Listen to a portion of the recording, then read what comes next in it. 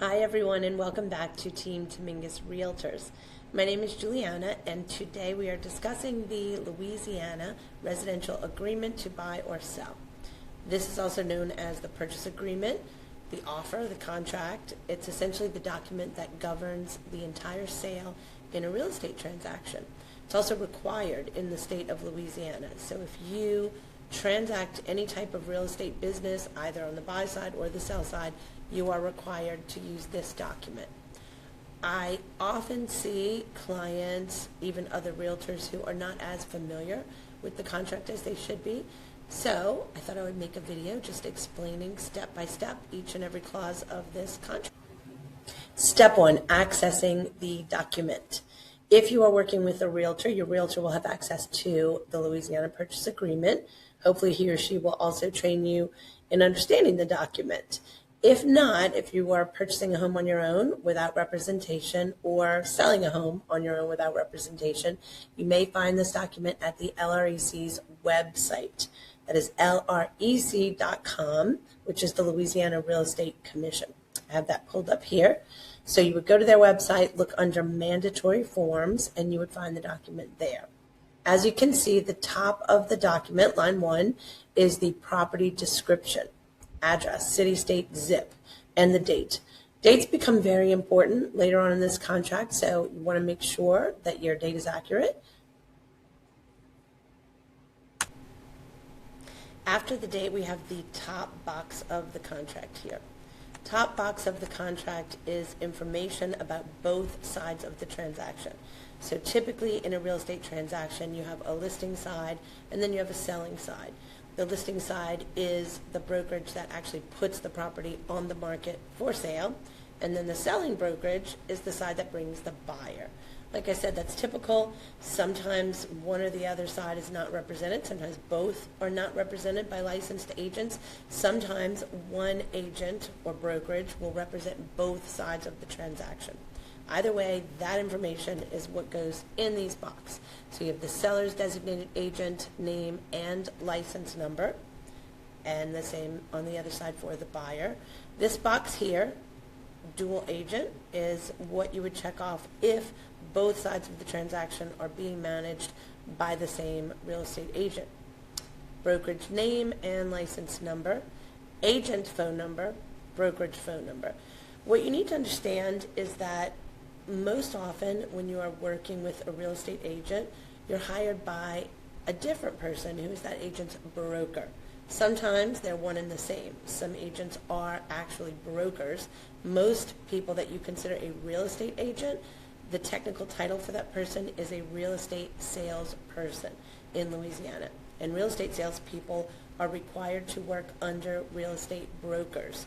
So for example, my firm, my brokerage is Keller Williams Realty Services. If you hired me to sell your property, you would technically hire Keller Williams Real Estate Services and my broker. I'm the person that works for the broker or is in contract with the broker. We're not necessarily employees, we're independent contractors as licensed real estate salespersons.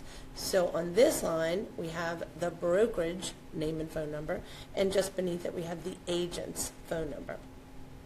Email addresses for both sides, because let's face it, we do all of our business these days via email. And underneath that, the name of the designated agent receiving the agreement. The designated agent receiving the agreement is just that. It's the person on the receiving end of what we call the offer. Why do we call this an offer? We call it an offer because one side or the other, and usually it's the buyer that's presenting the offer to the seller. That isn't always the case. Sometimes a seller could also present the offer to the buyer.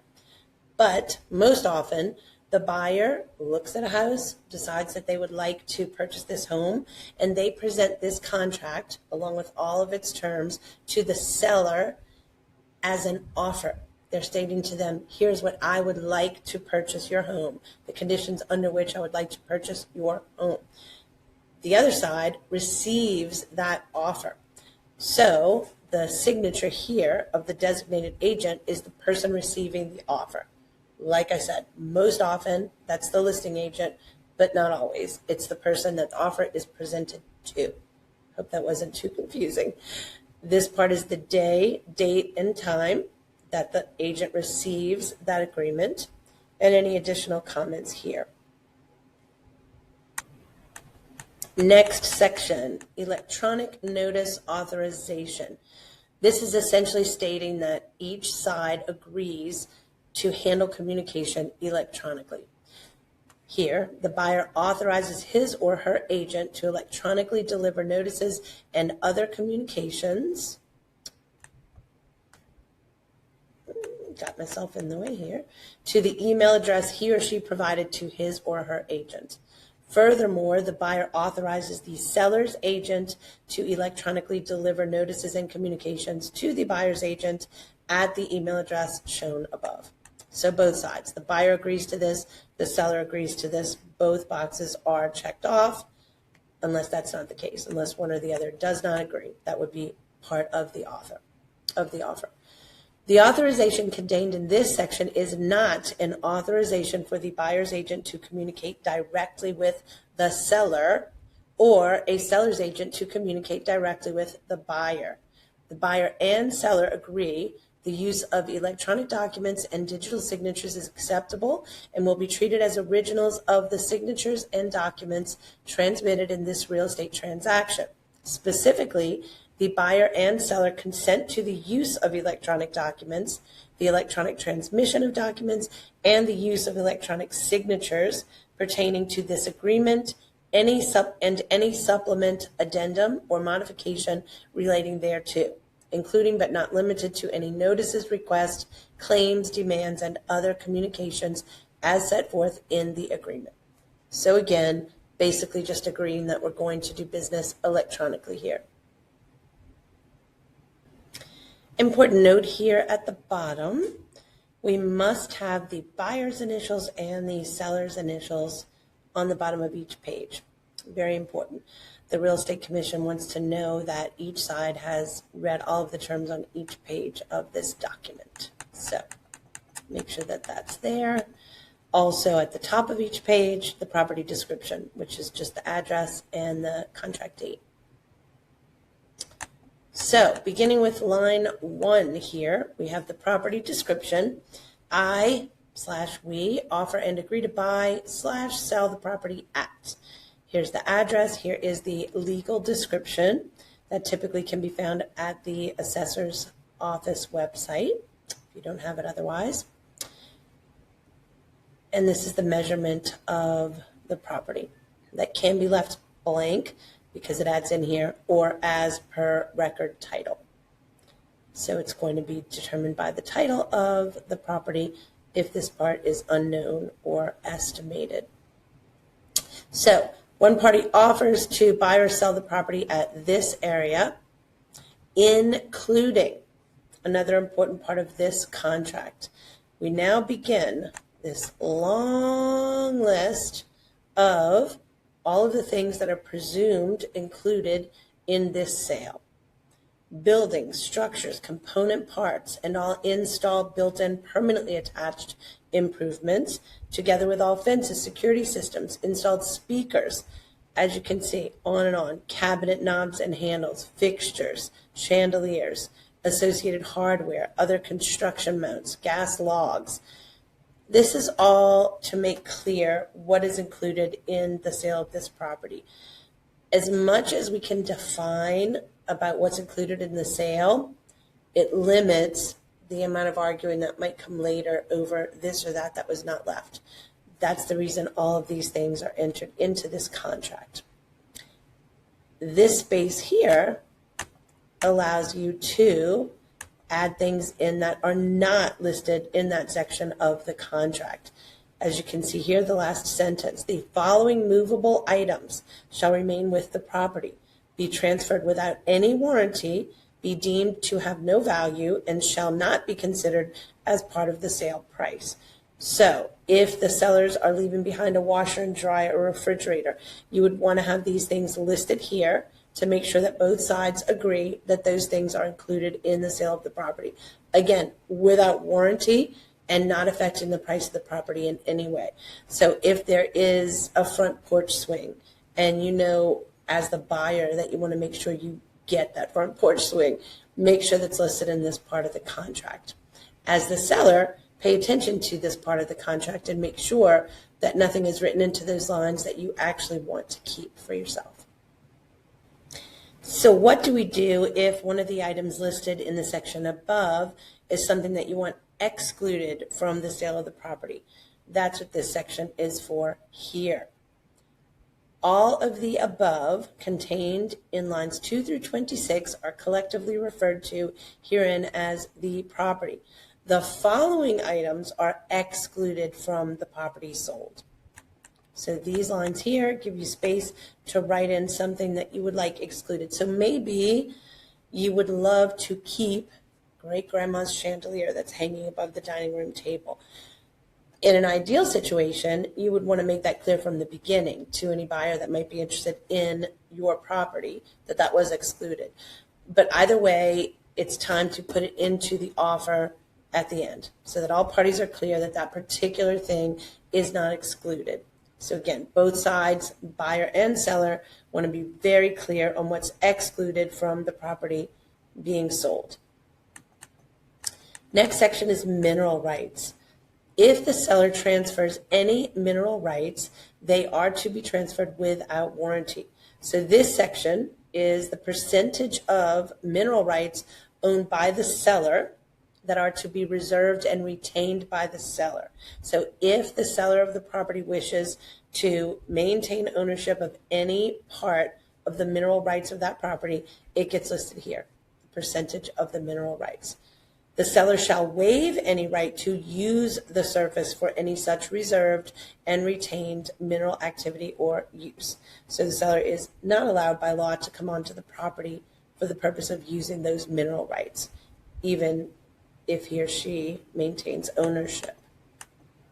Next section is the one that we're all excited about, right? The price. The property will be sold and purchased subject to title and zoning restrictions, servitudes of record, and law or ordinances affecting the property for the sum of.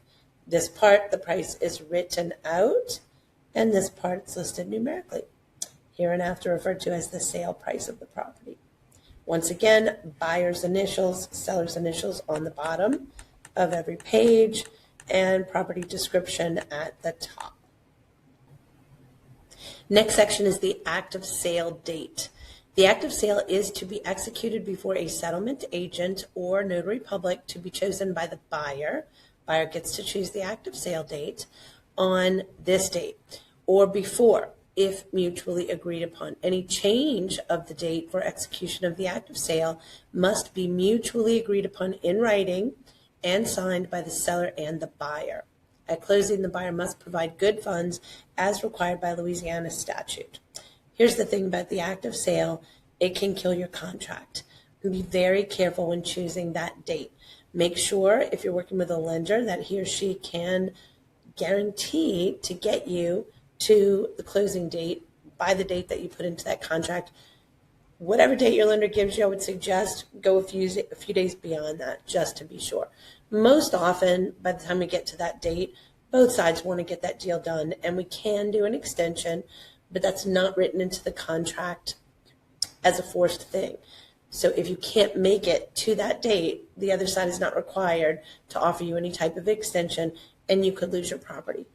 So again, just be careful when choosing that date. Make sure it aligns with whatever your lender can do for you. Make sure you have work off that day. You can get there on time. Just be careful choosing that date. Occupancy. Occupancy, possession, and transfer of keys.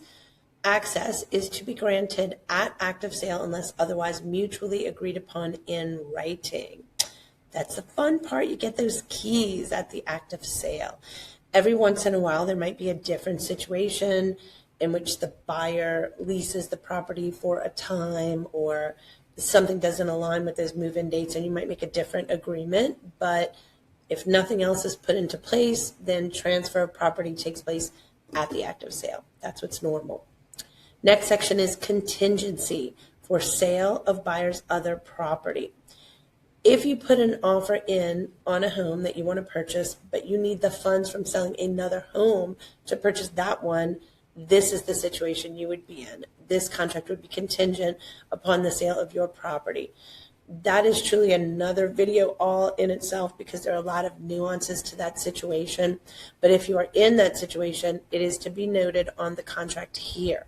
So you would either check this box, the sale is contingent on the sale of other property.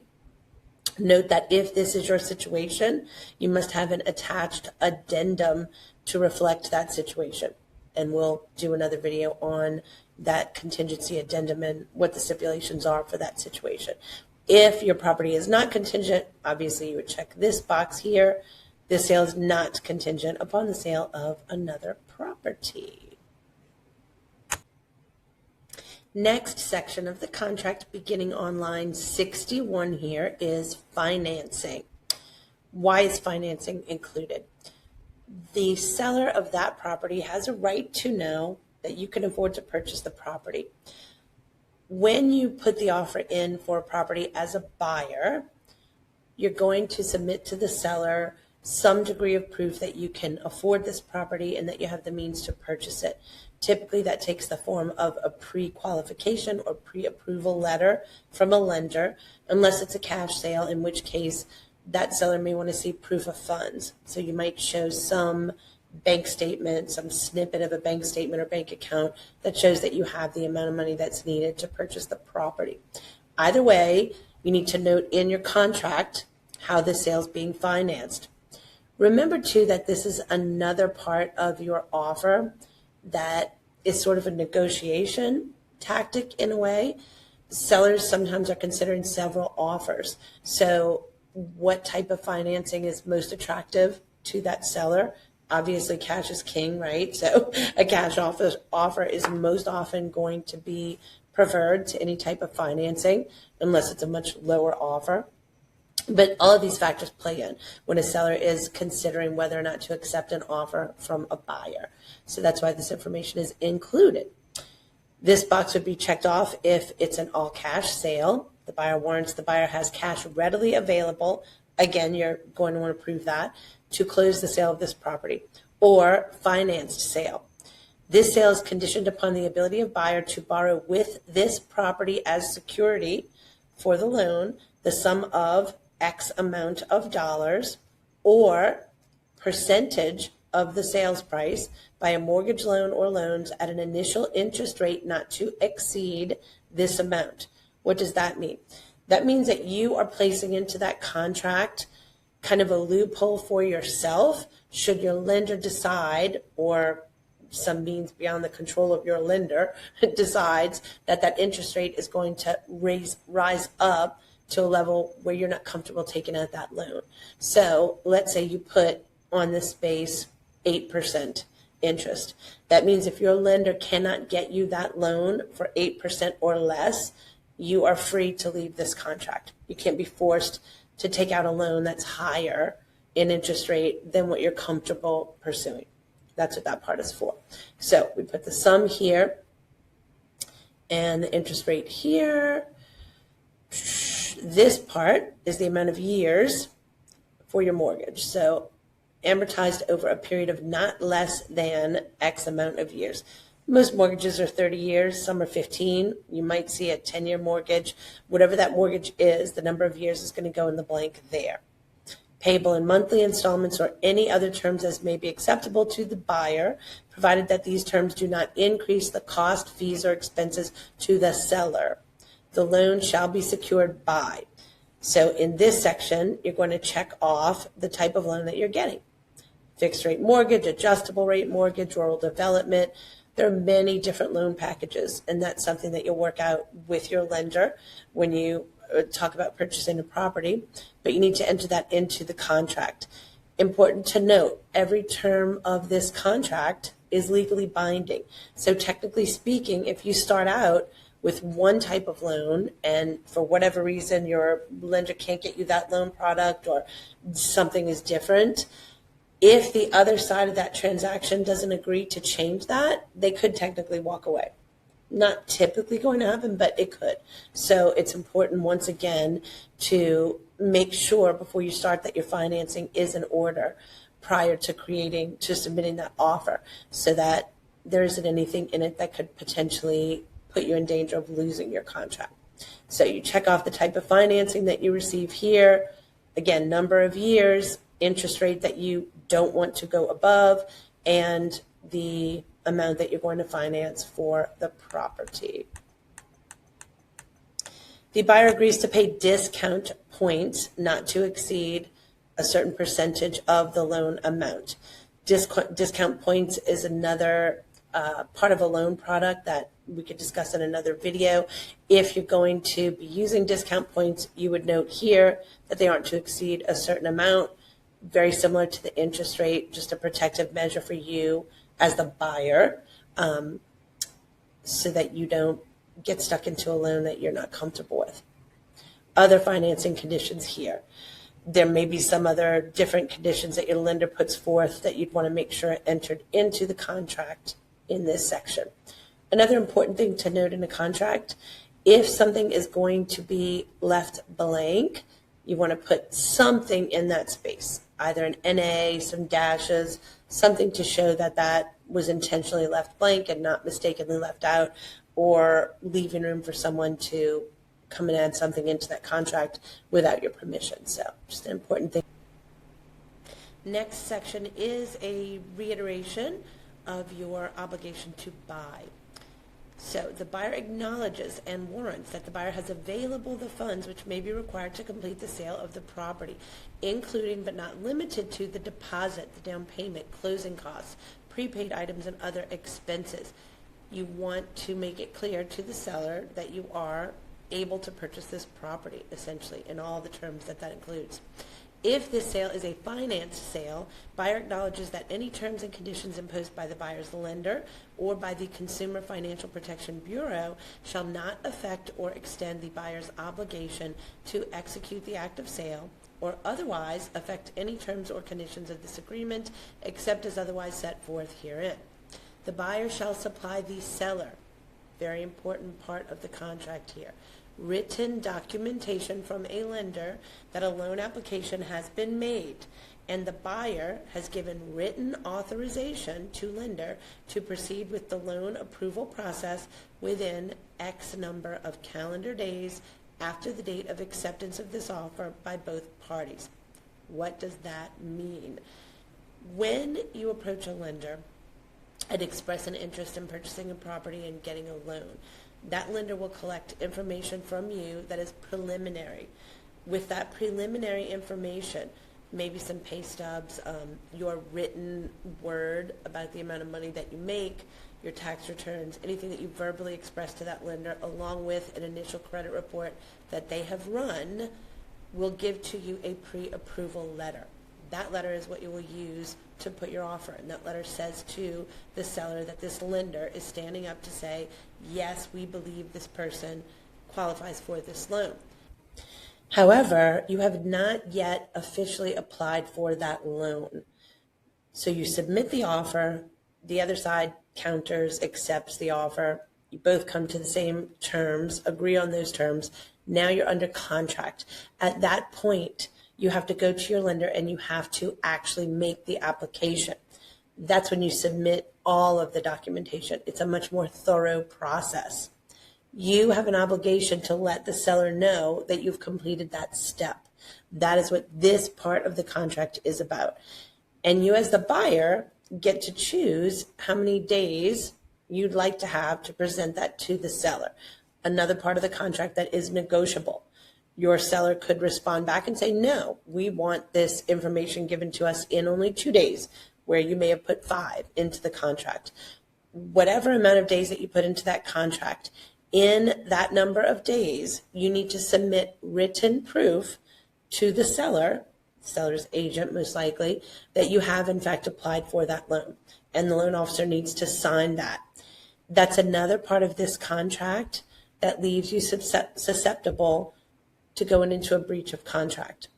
If you don't submit that in writing to the seller by that date, the seller has the option to walk away from the contract. So another important deadline that needs to be met. Something that if you have a realtor, that realtor would stay on top of that. If you're unrepresented, make sure that you stay on top of this deadline. So when you first submit your offer, you're going to decide how many days to give yourself to complete that process. And again, your lender's also involved because he or she will need to sign off on it. Sign off on the fact that you did in fact apply for that loan and send that information over to the seller's agent.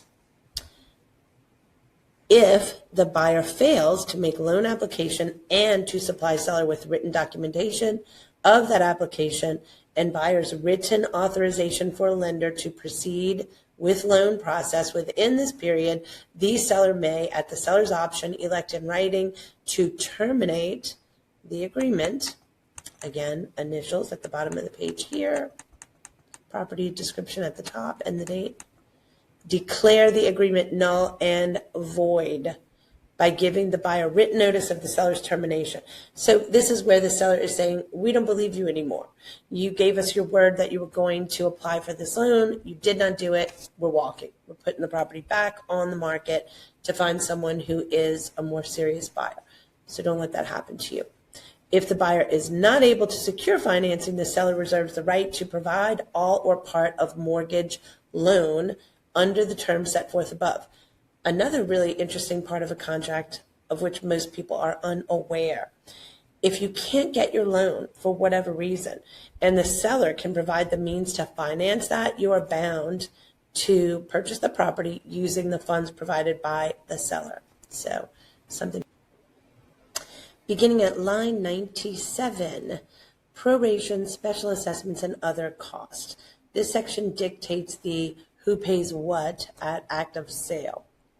Real estate taxes, flood insurance premiums, if assumed, rents, condominium dues, special assessments, homeowners association fees, and or substantially similar dues or other costs for the current year shall be prorated through the date of the act of sale.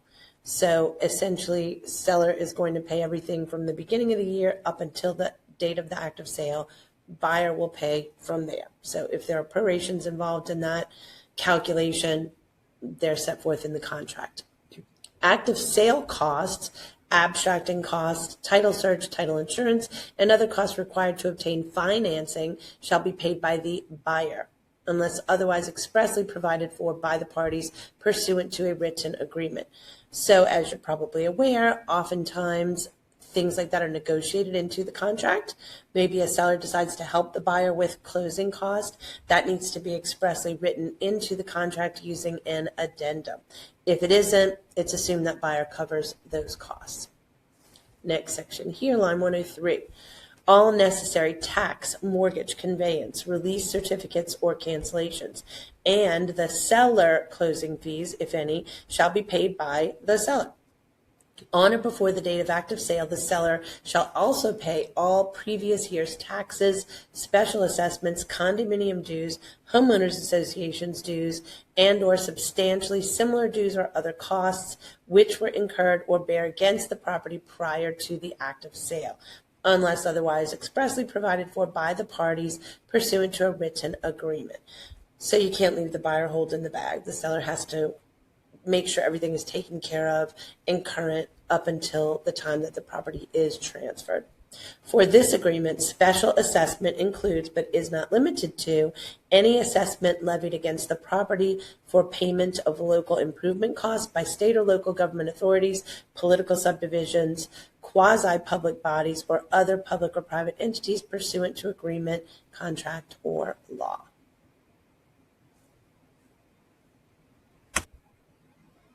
Next is line 113, appraisal. Two options here. The sale is not or is conditioned upon appraisal. If the sale is not conditioned upon an appraisal, then this whole section doesn't apply. That's typically with a cash situation. Even in a cash situation, though, a buyer could decide to get an appraisal, certainly has the right to get an appraisal to decide whether or not the property is truly worth what it's being sold for, but not required. In the case of lending, almost 100% of the time, a lender will require an appraisal simply because they are basing that loan on the value of the property, and they need to know that they will be able to recover anything that's lost should the buyer default on the loan. So this box will be checked off if it's a lender situation. This sale is conditioned on the appraisal of the property being not less than the sale price. The seller agrees to provide the utilities and access for appraisals. If the appraised value of the property is equal to or greater than the sale price, the buyer shall pay the sale price agreed upon prior to the appraisal. So oftentimes you'll hear that as the property appraised. If the property appraises, which technically means the appraiser sets it at the amount of the sale or higher, no problems, everybody moves forward with the sale price of the property. The problem comes in when the property appraises less than the sale price. So if the appraised value is less than the sale price, the buyer shall provide the seller with a copy of the appraisal within X amount of days. Again, the buyer chooses the number of days. Typically, on average, it's about 3 days. So the buyer pays for that appraisal through the lender. Lender orders it. Appraiser comes out, gives the report. The buyer has 3 days to present that report to, or however many days are listed in that contract, to the seller, along with the buyer's written request for the seller to reduce the sale price. So remember, this is a scenario in which the property appraised at less than the price that everyone agreed the buyer was going to pay for it. So the buyer presents that report to the seller and asks the seller in writing to lower the price to match that appraisal so that the buyer can get the funds from the lender within X amount of days, again, usually 3 calendar days, after the seller's receipt of such written documentation of the appraised value. The buyer shall have the option to pay the sale price agreed upon prior to the appraisal or to void this agreement unless the seller agrees in writing to reduce the sale price to the appraised value or all parties agree to a new sales price. So the ball is in the court of the seller in this situation. The seller listed the property at X amount of dollars. Buyer agreed to pay that price or some other price. Now the appraiser says property isn't worth that amount. The seller has to decide, do I want to accept less or do I want to demand my price, which that seller has every right to do, in which case the buyer is free to walk away from that contract. Another option for the buyer would be to put the cash in. So maybe they could only get the loan for that sale price or that appraised value, but they have enough cash to add to that amount to reach the sale price. It's another option for the buyer, but if they can't get the loan based on that appraisal, the buyer is free to walk away from that contract. So the appraisal is always a little bit of a nerve-wracking time in this transaction because it could mean the death of that sale. Moving right along here, we are at line 124, deposit, also known as the earnest money deposit sometimes. First thing to know is that the state of Louisiana does not require a deposit in a real estate transaction. Some other states do actually require it by law. State of Louisiana is not one of them, so it is the buyer's option not to offer a deposit. That being said, it does show a level of commitment to a seller oftentimes. Just shows that the buyer is willing to put some funds on the line, kind of skin in the game sort of thing. So a deposit can sometimes make the difference between an offer that gets accepted or doesn't. Deposit. Upon acceptance of this offer or any attached counter offer, the seller and the buyer shall be bound by all terms and conditions of this agreement, and the buyer or the buyer's agent shall deliver within 72 hours. Another important deadline of the contract. If you agree to make a deposit and that deposit is not delivered within 72 hours, the seller has the right to walk away from the contract.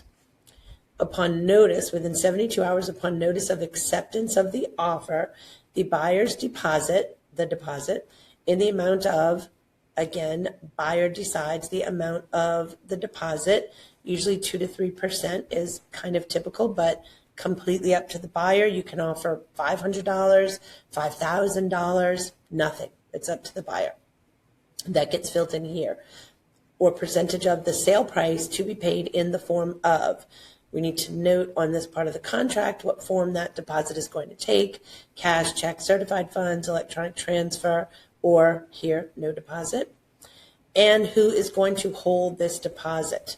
The deposit shall be held by either the listing broker, the selling broker, or other. Other would usually mean a title company. The distinction here is if the deposit is held by a listing broker or the selling broker, the real estate commission governs that process. Meaning, if this contract ends up going south, who gets that deposit back is in part decided by the real estate commission, or the real estate commission can be involved in a dispute regarding that deposit. If the deposit is not held by either of these two entities, but instead held by other, usually a title company, then this applies. The deposit held by third party. Louisiana Administrative Code Title 46, Part requires that funds received in a real estate sales transaction shall be deposited in the appropriate sales escrow checking account, rental trust checking account, or security deposit trust checking account of the listing or managing broker, unless all parties having an interest in the funds have agreed otherwise in writing. I agree to have the deposit related to this transaction to be held by a third party and not in a sales escrow account maintained by the broker. I understand that the real estate commission may not have jurisdiction. Again, we have initials, buyer initials, seller initials, address and date, over those third parties holding the funds. I acknowledge the broker is not legally required to disperse a security deposit in accordance with, again, the Louisiana law statute, when a third party holds the deposit. That's in bold print. The Real Estate Commission wants to make sure that both buyer and seller understand the implications of that. Sadly, disputes do arise over earnest money deposits. If one of the brokers is holding that deposit, the Real Estate Commission may have jurisdiction over that, or at the very least will get involved in determining who gets the deposit. If that's not the case, that's not the case. The Real Estate Commission will not be involved. Section or line 144 still relating to the deposit. Failure to deliver the deposit shall be considered a default of this agreement. If the deposit is held by a broker, it must be held in accordance with the rules of the Louisiana Real Estate Commission in a federally insured banking or savings and loan institution without responsibility on the part of the broker in the case of failure or suspension of such institution. If the parties fail to execute an act of sale by date specified herein and or a dispute arises as to ownership of or entitlement to the deposit or funds held in escrow, the broker shall abide by the rules and regulations set forth by the Louisiana Real Estate Commission. Again, if the deposit is not held by a broker but with a title company or someone else, there needs to be an addendum to the same. So there is a separate addendum to make sure that all parties are aware of what is at stake if the deposit is not held by one of the brokers, listing or selling. Line 151, return of deposit. This section lists all of the reasons that a deposit would be returned back to the buyer. The deposit shall be returned to the buyer and this agreement declared null and void without demand in consequence of the following events. Number one, if this agreement is declared null and void by the buyer pursuant to the due diligence and the inspection period as set forth in lines 198 through 253 of this agreement. We will get to the due diligence section soon, but according to those guidelines set forth in that part of the contract, the buyer may walk away and get the deposit returned fully. Number two, if this agreement is subject to the buyer's ability to obtain a loan, and the loan cannot be obtained except as stated in lines 90 through 95 of this agreement, but only if the buyer has made good faith efforts to obtain the loan. So remember the part where we put into that contract, you had to get the loan below a certain interest rate or below a certain amount of discount points or for a 30-year loan. All of those terms that we put into the contract earlier, if any of those terms are not able to be met through no fault of the buyer, then you're released from the contract. The buyer is released from the contract and the deposit returned. However, you have to prove that the buyer did in fact make good faith effort to obtain that loan. So did apply for the loan, put forth all of the documentation, met all of the lender requirements, but for some fluke wasn't able to get the financing, the buyer's not penalized and gets the deposit back. Number 3, if the seller declares the agreement null and void for failure of buyer to comply with written documentation requirements as set forth in lines 90 through 95 of this agreement. This was the part that we discussed where the buyer has to present written authorization that he or she applied for that loan. That's the part that this is discussing. Number 4, if the buyer conditions the sale price on an appraisal is less than the sale price and the seller will not reduce the sale price as set forth in lines 113 through 122 of this agreement. So once again, property did not appraise for the sale price, seller would not go down on that sale price, buyer gets the deposit back and is free to leave that contract. Number 5, if the buyer timely terminates the agreement after having received the leases or assessments as set forth in lines 171 through 175 of this agreement. Another part we haven't reached yet, but that refers to properties that are currently being rented out. If you purchase a property that's rented out, has tenants in it, you have a right to receive the leases. If after looking at all of that information, the buyer decides they don't want the property for whatever reason, they're free to walk away from the contract and get the deposit back. Number 6, if the seller is unable to timely deliver to the buyer an approved sewage and or water inspection report as set forth in lines 255 through 267 of this agreement on a property that contains a septic system or a well, there are other stipulations that the seller must meet to prove to the buyer that the property is meets all of the safety guidelines of those things. If the seller can't do that in a timely manner, then the buyer can walk away from the contract and gets the deposit back. Number 7, if the seller chooses not to repair or replace the sewer system servicing the property as per the septic water well addendum, and the buyer terminated the agreement as a result thereof. So in that scenario, the sewer system gets inspected, there's a problem with it, seller is not necessarily required to fix that, then the buyer gets to walk away and returns the deposit. We'll get to that section of the contract in a moment also. And lastly, number 8, if the seller chooses not to repair or replace the private water well system as per the septic water well addendum, and the buyer terminates the agreement as a result thereof. Same thing, but applying to a well in that situation. The seller is not required to fix a well above a certain amount of money that's agreed upon previously. So in that scenario, the buyer, once again, is free to walk away and deposit gets returned. Line 171, leases. The sale is conditioned upon the buyer's receipt of a copy of all written leases, excluding mineral leases, from the seller within 5 calendar days of acceptance of the agreement. The buyer shall have 5 calendar days after receipt of the aforementioned documents to notify the seller whether they are acceptable to the buyer. Security deposits, keys, access, and leases are to be transferred to the buyer at or before the act of sale. So this section of the contract applies to properties, like we discussed earlier, that are currently being leased out.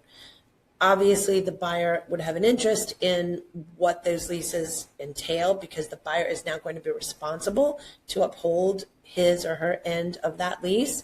So the buyer is entitled to receive all the copies of the leases and any other documents pertaining to that situation for his or her review. And then the buyer has 5 calendar days to review those things and make a decision about whether he or she still wants to purchase the property. If, in fact, after reviewing all of that information, the buyer wants to walk away, the buyer has a right to do that and receive back his or her deposit. Property condition, line 177.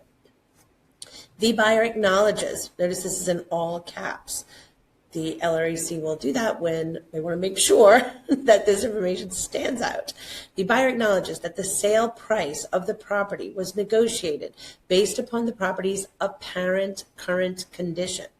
Accordingly, the seller is not obligated to make repairs to the property, including repairs required by the lender, unless otherwise stated herein. The seller is responsible for maintaining the property in substantially the same or better condition as it was when the agreement was fully executed. Very, very crucial information here. As a buyer, when you make an offer on a property, you are making that offer based on what you can visually inspect. Obviously, you can't go deeper than that on a showing. So you're looking around. Maybe you're turning on a faucet or two here or there, checking to see if a toilet flushes, peering underneath the house. That's about all you can do. So you can only make your decision based on what you're able to see, along with the property disclosure document. That's another document that is required by Louisiana law. So a seller of a property is required by law to disclose anything that seller knows about the property that might be detrimental. And it's very detailed. We will have another video on the property disclosure document. But for now, just understand that as a buyer, if you make an offer on a property, you're making it based off of what was disclosed to you previously by the seller, along with what you can visually inspect. This is why the state of Louisiana gives you a further opportunity, which is going to be the next part of this contract, to really dig into that property. On the seller's behalf, they are responsible for making sure the property stays in that condition up until the time that you go to active sale. So you have a right to purchase the property that you saw without any other problems that may have erupted in between that time and the time of the active sale.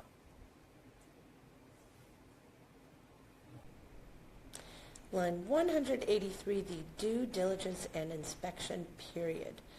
This is your opportunity as a buyer to thoroughly inspect this property, to find out whether what you saw when you first viewed the property tells the complete picture of this property.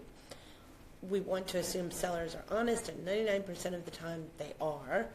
Maybe if something comes up during this period, they didn't know about it, they were unaware, just as you are. But then there is that slight opportunity when a seller might purposefully mislead a buyer, and this is your opportunity to uncover that. It's also your last opportunity to walk away from this contract before being completely legally bound. So your final opportunity to electively get out of this sale of this property. So if acceptance of this agreement occurs, the buyer shall have a due diligence and inspection period, hereinafter DDI period, commencing on the first day after acceptance of this agreement and expiring blank calendar days after commencement, or upon the date and time the buyer's request to the seller is received as set forth in lines 222 through 221, whichever is earlier. Let me explain that. First thing to note is that the amount of days that you request in your due diligence and inspection period is another negotiable part of this contract, just as some of the other things we discussed before. In a hot seller's market, oftentimes we're dealing in a multiple offer situation. Sellers are lining offers up against one another. If your offer has a 3-week request for a due diligence and inspection period, it will not be as attractive as someone who's requested 3 days. That being said, buyer beware. You must protect your own interest. Most of the time, this could be one of the biggest investments you've ever made in your life. Don't skimp on an inspection period just to win a property. That's not something I would ever advise a buyer to do. You need to be sure that you have an adequate amount of time to dig into that property. That's why the state of Louisiana gives you, the buyer, the opportunity to choose the amount of time that you would like. That does not mean the seller has to agree to it, but you get to choose. How do you make that decision? Well, based on a few factors. Number one, the property. A 600 square foot efficiency apartment that's all electric and has no additional structures to it is going to be a lot easier to inspect than a sprawling 20-acre property with 3 buildings and a barn in areas that might have different code violations. That's going to take a little bit longer to dig into. Also, based on the market to some degree. You want to be aware of that. You don't want it to dictate your decision, but you do want to be aware. You don't want to ask for a 3-week-long inspection period on a property that you already know has 5 offers in it. So that's going to help influence your decision. Also, the availability of the people that you need to inspect that property, whatever contractors you're going to bring out, whatever services, whoever those people are that you're going to hire to help you inspect that property, how available are they? What time of year is it? Is it Christmas break where no one's around? Is it hurricane season and some major storm just occurred, so it's difficult to get vendors out? All of those factors go into your decision for how much time to request for your due diligence period. Use your realtor's knowledge and wisdom to help you make that decision. Once you've made that decision, that goes here on this line. Typical 7 to 10 days. That's about the gist of it typically. But again, many factors involved and it's your choice. So you put the number of days here that you would like to have. Or upon the date and time the buyer's request to the seller is received. What does that mean? You have one and only one opportunity at the end of your inspections when you have dug into that property in every way that you would like to dig into that property to make a request of the seller. So whatever you find out upon your inspections that you would like to ask the seller to remedy, you may request that in written form once. If you decide on day 3 to make that written request, your DDI period is over. Even if you requested 10 days on this contract and the seller agreed to give you 10 days, if you make a request on day 3, you're done. So that is what they're discussing here in this part of the contract. It ends either after this amount of calendar days or whichever date is you make your request to the seller, whichever is earlier. What does the seller agree to? To provide the utilities for any due diligence and inspections. Again, we've got our initials here, date and address at the top, and immediate access to the property. So the seller has to make sure that you can access the property and that you have the utilities on to do the inspections that you need. The due diligence and inspection period will be extended by the same number of days that the buyer is not granted immediate access to the property or all utilities are not provided by the seller.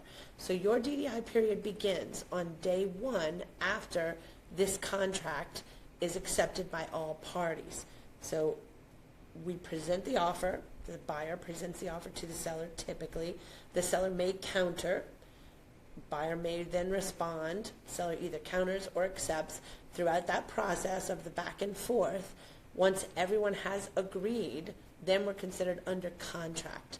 The following day is day 1 of your due diligence period. That is when it begins. If that seller doesn't have access to the property on day 1, the water might be turned off or there's a lock that needs to be cut, and it takes that seller 3 days, your inspection period doesn't begin until that 3rd day. The day that you have access and utilities is the day that it begins. That's where the countdown starts. Effect of buyer's failure to timely provide written termination or buyer's request. Failure of the buyer to timely provide written notice of termination or a written buyer's request as described in lines 208 through 253 below, we'll discuss that, prior to the expiration of the DDI period shall be deemed as acceptance by the buyer of the property's current condition. Another very important part of the contract. If you don't respond in a timely manner, then the law decides that you have accepted the property in its current condition. So you have to respond. You either have to respond that you are walking away from the property, accepting the property, or that you have a list of requests. If you don't do that in a timely manner, the law assumes that you're accepting the property in its current condition. Line 198, DDI period activities. During the inspection and due diligence period, the buyer may, at the buyer's expense, have any inspections made by experts or others of his choosing. Such physical inspections may include, but are not limited to, surveys, inspections for termites and other wood-destroying insects, and or damage from the same, molds and fungi hazards, and analysis of synthetic stucco, drywall, appliances, structures, foundations, roof, heating, cooling, electrical, plumbing systems, utility, and sewer, including but not limited to septic tanks and pump grinder systems, availability and condition, outbuildings, and square footage. Other due diligence by the buyer may include, but is not limited to, investigation into the property's school district, insurability, flood zone classifications, current zoning and or subdivision restrictive covenants, and any items addressed in the seller's property disclosure document. All testing shall be non-destructive testing. Basically, you are allowed to do any inspections you would like on that property as long as it doesn't damage the property. Things that you might want to consider. Make sure you know what the homeowners association fees are, what those covenants and restrictions are. Don't rely on anyone's word of mouth, whether it be a realtor, the seller of the property, a neighbor. Dig into those things. Make sure that you get your information from the proper authority. Do you have an RV? Do you plan to keep it parked on that property? Is that allowed? Do you have a plan to rebuild something or add a structure? Is that okay according to the zoning statutes of that area? This is the time to really do your due diligence. It's extremely important. Square footage. There might be a certain square footage listed on the MLS that may not be accurate. Most of the time those are estimations. Get it measured yourself. Your realtor should be able to help you with recommendations for different professionals to help you in this process.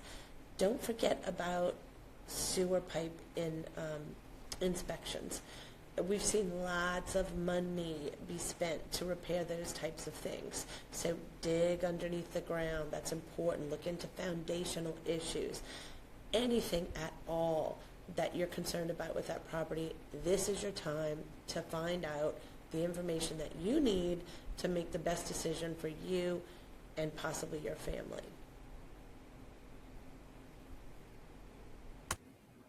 Line 208, buyer's options prior to the expiration of the DDI period.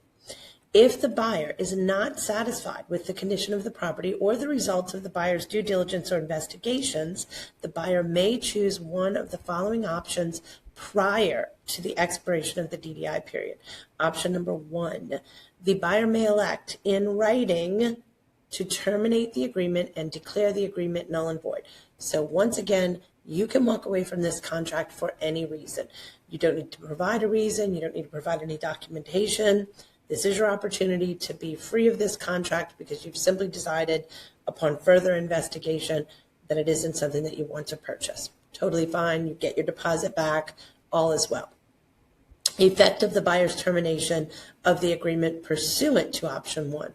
If the buyer elects to terminate this agreement in writing, the agreement shall be automatically pro facto null and void with no further action required by either party except for the return of the deposit to the buyer. Option 2, the buyer may present a single, signed, and complete written list to the seller of the deficiencies and desired remedies, the buyer's request. There's a document.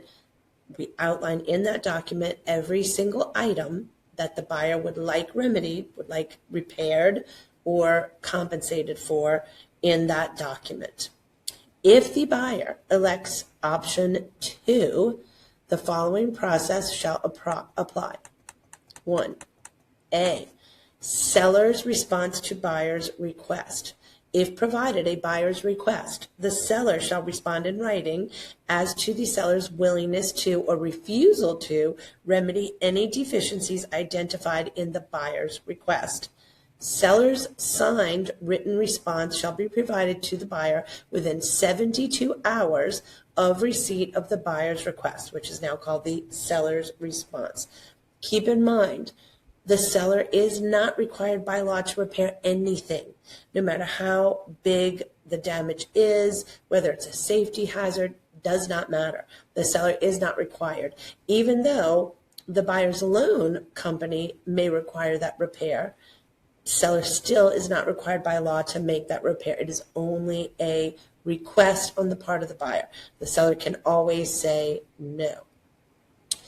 The seller has 72 hours to respond. So once again, the buyer must present this written request at some point during that due diligence period. So if you've requested 10 days, you have to make it by the end of that 10th day. If you make it sooner, your period is over sooner. You make that one written request with your signature on it, and the seller has 72 hours to respond. B, effect of seller's failure to timely respond to the buyer's request. If the seller fails to timely respond to the buyer's request in writing within the required time frame, then the buyer shall have 72 hours from when the seller's response was due. Remember, in this case, the seller did not respond, but the buyer has 72 hours from when the seller's response was due to notify the seller in writing that the buyer will, 1, accept the property in its current condition, 2, elect to terminate this agreement. So buyer presents request, seller does not respond, buyer can then keep the property in its current condition or walk away from the contract. C, effect of the buyer's failure to timely respond to seller's failure to timely respond. So in this case scenario, seller didn't respond back and buyer didn't respond back.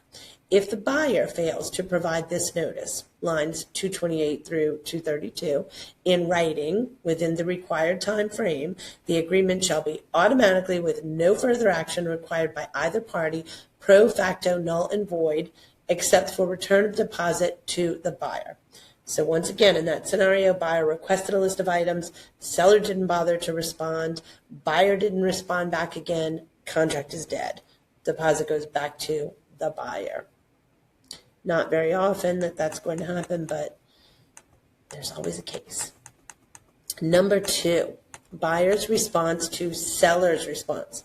Should the seller, in the seller's response, refuse to remedy any or all the deficiencies listed by the buyer? So once again, what we discussed a second ago was the buyer requested a list of repairs, seller didn't respond at all.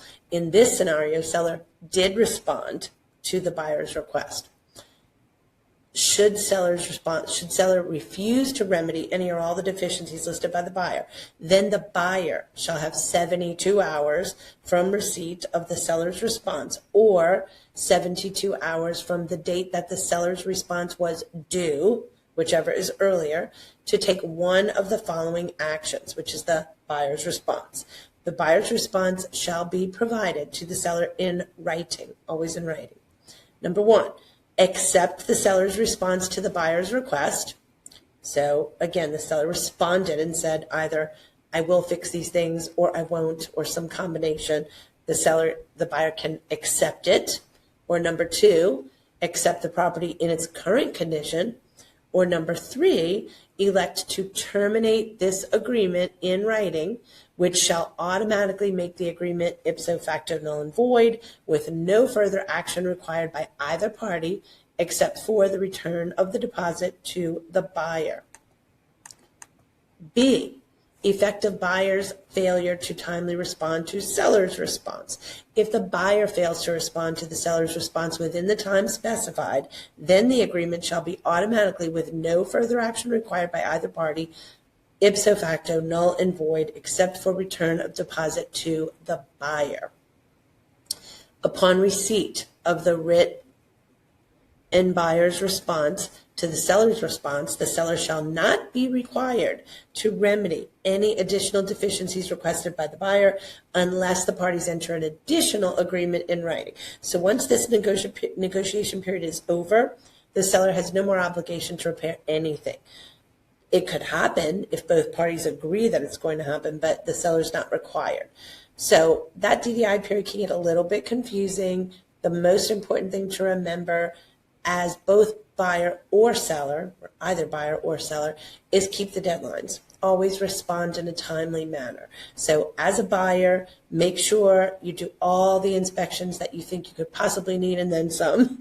Make your request known to the seller, and you'll work with your realtor to decide what exactly are you going to request. Sometimes it's an older property and you get a general home inspection. You might get back a 10-page report with every single little problem within that property. We're not going to typically ask the seller to fix every little bitty thing.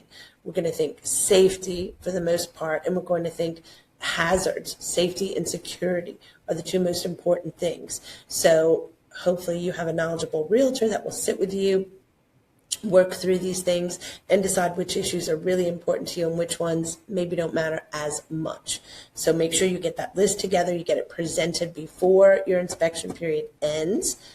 Then, assuming your seller responds to you in a timely manner, you respond back in a timely manner. It's simply a negotiation, just like in the beginning with all the terms of the original contract. You're negotiating. You're trying to come to a place where both parties feel respected, both parties feel like they got a good positive outcome, and after that, we're moving forward toward the act of sale.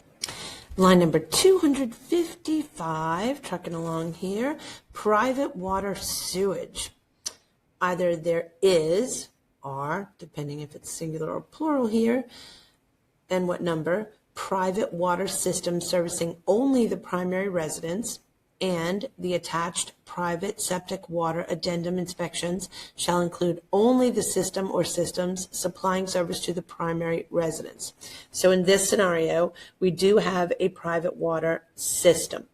That's basically a well, or more than one well. And we have an addendum attached to describe how that's going to be handled. Only supplying service to the primary residence. So if there are wells on the property for another reason, sometimes sellers might have a well out there to service farm animals or additional structures. Those don't count in this situation. It only applies to the primary residence.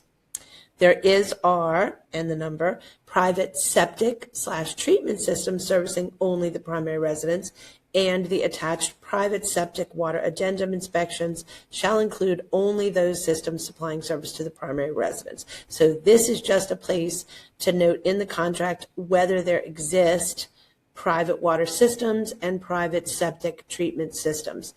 Basically septic systems for sewage or well systems for water. So the contract needs to state whether those exist and that there are addenda reflecting the same.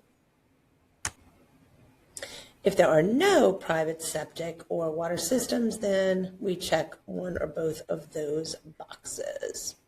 Next, section line 269, home service warranties. A home service or warranty plan will or will not be purchased at the closing of sale at a cost not to exceed X amount of dollars to be paid by either the buyer or the seller. Home service warranty will be ordered by blank. Another point of negotiation here, a buyer may ask a seller to purchase a home warranty. Totally the choice of the buyer to request that or not.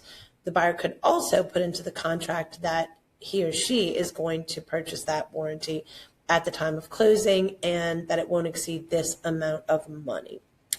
The person ordering it is typically going to be the selling agent or the listing agent, but not always. Just a little disclaimer about what home service warranty plans do and do not include here. Once again, we've got our initials on the bottom, our address, and our date. Warranty or as-is clause with waiver of right of redhibition. Many people don't realize that almost every real estate transaction is as is. It's very rare that you'll see something that warranties a property, but this is the place in the contract where that's reflected. So line 282A, sale with warranties.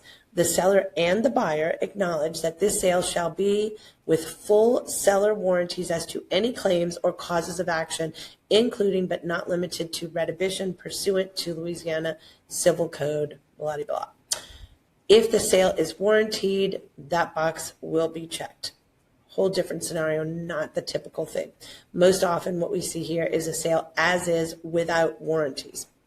In this case, the seller and the buyer hereby acknowledge and recognize that the property being sold and purchased is to be transferred in as-is condition. And further, the buyer does hereby waive, relieve, and release the seller from any claims or causes of action for retribution pursuant to Louisiana Civil Code, Article 2520 and 2541, or for reduction of sale price pursuant to Louisiana codes of the same. Additionally, the buyer acknowledges that this sale is made without warranty of fitness for ordinary or particular use pursuant to Louisiana Civil Code, Article 2524. The seller and the buyer agree that this clause shall be made a part of the act of sale. So no warranties. Again, buyer beware. This is why the state gives you the period of due diligence so that you can figure out all the information that you need to make the best decision possible, because once that sale is closed, you're on your own with any problems that come up. Or C, new home warranties. New construction is a whole different animal, and new construction will typically come with some degree of warranty that will be reflected on an addendum or maybe even a different contract. So new home warranties, notwithstanding lines 282 through 291 in respective of whether A or B above is checked, if the property is a new construction, the parties agree that neither A or B will apply, but instead the provisions of the New Hope Warranty Act shall apply. So again, new construction is line 298, merchantable title / curative work. This is one of the kind of obscure parts of the contract that could cause problems if not properly understood. The seller shall deliver to the buyer a merchantable title at the seller's costs, see lines 97 through 111, if curative work in connection with the title to the property is required or is a requirement for obtaining the loan upon which this agreement is conditioned, the parties agree to and do extend the date for passing the act of sale to a date not more than blank calendar days from the date of the act of sale stated herein. The seller's title shall be merchantable and free of all liens and encumbrances except those that can be satisfied at act of sale. All costs and fees required to make title merchantable shall be paid by the seller. The seller shall make good faith efforts to deliver merchantable title. The seller's inability to deliver merchantable title within the time stipulated herein shall render this agreement null and void, reserving unto the buyer the right to demand the return of the deposit and to recover from the seller actual costs incurred in processing of sale as well as legal fees incurred by the buyer. What does all that mean? The seller is responsible for selling a piece of property that the seller actually owns and one that is free of any liens or encumbrances upon that property. That's the purpose of hiring a title company. The title company digs into this property, looks at all the records, the past sale history, everything involved in ensuring that that title is free and clear so that it can be transferred from one person to the next. Every once in a blue moon, something will turn up upon that investigation. Maybe there's some long lost uncle that somehow has a claim to that property and the seller needs that person's permission to move forward with the act of sale. Any number of things could be an issue. There could be a lien that was placed there by a mechanic back in 1964. Who knows? These things need to be cleared up. Usually they can be cleared up. The question is, can they be cleared up by the date of act of sale? Remember, we discussed that if the parties can't come to act of sale, that negates the contract. It's important to make that act of sale date. So this part of the contract here gives us a remedy for that. let's say we put 30 days into that contract, which I would definitely suggest at least 30 days. What that means is that if there is a problem with the title, if the seller cannot provide clear title and something needs to be some curative work so that the title issue can be cured, both parties agree to extend that act of sale by this number of days. That gives the attorneys with doing the title work the opportunity that they need to do the work involved to make sure that that title can transfer from one party to the next without issue. If you put 5 days in that line and that work can't be done in 5 days, the buyer could decide, I'm not waiting around for this. I'm going to go find another property. There goes the contract. Or the opposite could be true of the seller. We want to give both parties enough time to make sure that these things are taken care of so that title can transfer easily from one party to the next. Line 309, final walkthrough. The buyer shall have the right to re-inspect the property within 5 calendar days prior to the act of sale or occupancy, whichever will occur first, in order to determine if the property is in the same or better condition as it was at the initial inspection, and to ensure all agreed upon repairs have been completed. The seller agrees to provide utilities for the final walkthrough and immediate access to the property. Remember, during our DDI period, the seller may have possibly agreed to make repairs. This is the opportunity for the buyer to ensure that the repairs have been completed. Hopefully, if there's an agent involved, the agent has been following up about that, and you already have receipts from vendors who have completed the repair work. But either way, that should be visualized. The buyer should get the opportunity to see that, in fact, those repairs were done and that nothing has changed in the property. Everything that's supposed to be there is still there. Things that are not supposed to be there have been removed. 5 days prior to active sale is the opportunity to go through, make sure that property is in the right condition. I would suggest always on closing day, actually on the way to the title company, doing one final walkthrough just to ensure that nothing crazy has happened right before going active sale. That would be the time to address it before any papers are signed and any closing has occurred. So 5 days prior, and then again, in my opinion as a realtor, on the day of the active sale for your final walkthrough. Line 314, default of agreement by the seller. In the event of any default of this agreement by the seller, the buyer shall, at the buyer's option, have the right to declare this agreement null and void with no further demand, or to demand and or sue for any of the following. Number 1, termination of this agreement. Number 2, specific performance, which essentially means forcing the sale. Or number 3, termination of this agreement and an amount equal to 10% of the sale price as stipulated damages.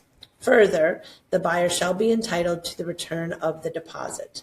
The prevailing party to any litigation brought to enforce any provision of this agreement shall be awarded their attorney fees and costs. The seller may also be liable for broker fees. I'm not an attorney, so I will not get into all of the specifics of how that might happen. Just know that there are remedies for defaulting in this contract by both the buyer and the seller. So that was default by the seller. Default of agreement by the buyer, line 325. In the event of any default of this agreement by the buyer, the seller shall have, at the seller's option, the right to declare this agreement null and void with no further demand, or to demand and sue for any of the following. Number 1, termination of this agreement. Again, we have our initials, address and date. Number 2, specific performance. And number 3, termination of this agreement and an amount equal to 10% of the sale price as stipulated damages. Further, the seller shall be entitled to retain the deposit. The prevailing party to any litigation brought to enforce any provision of this agreement shall be awarded their attorney fees and costs. The buyer may also be liable for broker fees. So if a buyer defaults on agreement and is in agreement with a broker, they may be liable for those fees as well. Line 335, mold-related hazards notice. An informational pamphlet regarding common mold-related hazards that can affect real property is available at the EPA website here. This is strictly for information on the part of the buyer. By initialing this page of the agreement, the buyer acknowledges that the real estate agent has provided the buyer with the EPA website, enabling the buyer to obtain information regarding common mold-related hazards. Line 341, also informational purposes, offender notification. The Louisiana State Police maintains the State Sex Offender and Child Predator Registry through the Louisiana Bureau of Criminal Identification and Information. It is a public access database of the locations of individuals who are required to register pursuant to LARS 15540. The website for the database is linked right here. Sheriff and police departments serving jurisdictions of 450,000 also maintain such information. Inquiries can be made by phone at these numbers and written inquiries to this post office box here. Once again, information for the benefit of the buyer. Buyers, especially those with families, would be interested in this information. Typically, that cannot be provided to you in specific. Even if a realtor is aware that there are offenders living in the neighborhood, that's not information that a realtor is legally obligated or even allowed to give to a buyer. So this is your opportunity to find out that information. Number 348, flood hazard information. Very important in Louisiana. We all want to know what flood zone a property is in. An informational website regarding flood hazards that can affect real property is available at the FEMA website here. No one can guarantee you a particular flood zone. That's certainly an area where you need to do your due diligence because these things change in Louisiana constantly. You need to do your due diligence to find out all the flood hazards in any area that you're considering purchasing a property.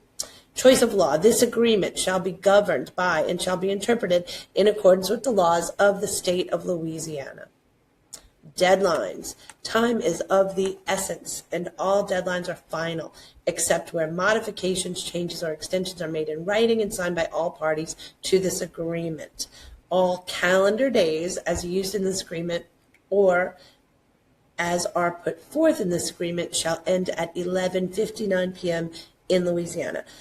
We've harped on that importance a lot throughout this. Deadlines are crucial. A deadline can kill a deal. Keep that in mind. This is where the importance of a reputable realtor, someone who's knowledgeable about this process, is just invaluable. We need to meet those deadlines in order to make it to the closing table. Additional terms and conditions. This is an area where specific things to each sale might be written into the contract. Here, line 370, roles of brokers and designated agents. Brokers and designated agents have acted only as real estate brokers to bring the parties together and make no warranty to either party for performance or non-performance of any part of this agreement or for any warranty of any nature unless specifically set forth in writing. Brokers and designated agents make no warranty or other assurances whatsoever concerning property measurements, square footage, room dimensions, lot size, property lines, or boundaries. Brokers and/or designated agents make no representations as to suitability or to a particular use of the property, and the buyer has or will independently investigate all conditions and characteristics of the property which are important to the buyer. The buyer is not relying on the broker or the designated agent to choose a representative to inspect or re-inspect the property. The buyer understands any representative desired by the buyer may perform this function. If brokers or agents provide names or sources for such advice or assistance, broker agent does not warrant the services of such experts or their products and cannot warrant the condition of property or interest to be acquired or guarantee that all defects are disclosed by the sellers. Broker agents do not investigate the status of permits, zoning, code compliance, restrictive covenants, or insurability. The broker and designated agent specifically makes no warranty whatsoever as to whether the property is situated in or out of the government's 100-year flood plan or is or would be classified as wetlands by the U.S. Army Corps of Engineers or as to the presence of wood-destroying insects or damage therefrom. The buyers are to satisfy themselves concerning these issues. Designated agent shall be an independent contractor for broker if the conditions as set forth in LARS 37-1446 are met. Basically, your real estate agent does not have the professional capacity to guarantee any of those things. As a realtor myself, would I love to be able to guarantee that any given property is free of termites, is not in a terrible flood area? Of course, most of us would, but we don't have that capacity. We rely on the experts. If we recommend an expert to you, it isn't because we are receiving anything from that expert. That's illegal. We can't get those kinds of kickbacks. If we recommend someone, it's because we've worked with them before. We trust their work, but we can't guarantee their work. So again, as in all areas of business, do your due diligence. Do find an agent that you can trust, but do not trust fully that that agent can handle all of these warranties, because they can't.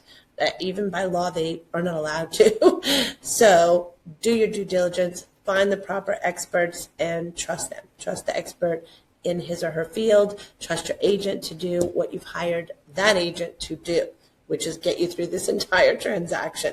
That is where your agent is an expert, not in any of these other areas. This is the section of the contract where we list any addenda to be attached and made a part of this agreement. A contingency for sale, we discussed that earlier. If the sale is contingent on another property, you need a separate addendum for that. Condominium addendum, if the property you're purchasing is a condominium. Private water sewage addendum, we discussed earlier. New construction addendum. Deposit addendum, if that deposit is being held by a third party. And anything additional would go here. If any of the pre-printed portions of this agreement vary or conflict with any additional or modified terms on blanks provided in this form or addendum attached to this agreement, the additional, modified, or addendum provisions control. Singular, plural use, wherever the word buyer or the word seller occurs in this agreement or is referred to, the same shall be construed as singular or plural, masculine or feminine or neuter, as the case may be. Jumped a little bit ahead there. Acceptance, line 403. Acceptance of this agreement shall be in writing. This agreement may be executed by use of electronic signatures in accordance with the Louisiana Uniform Electronic Transaction Act. The original of this agreement shall be delivered to the listing broker's firm. This agreement and any supplement, addendum, or modification relating hereto, including any photocopy, facsimile, or electronic transmission thereof, may be executed in two or more counterparts, all of which shall constitute one and the same agreement. Notices and other communications. All notices, requests, claims, demands, and other communications related to or required by this agreement shall be in writing.